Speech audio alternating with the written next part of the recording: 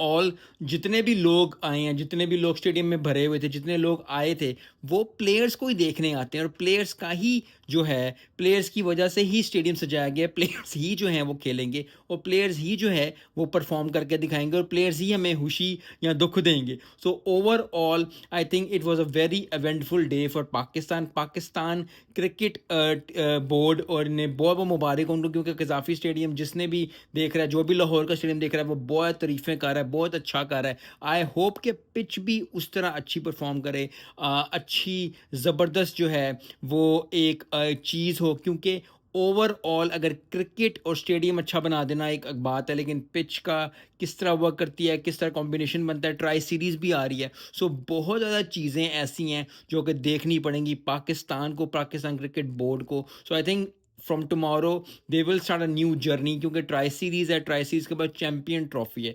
champion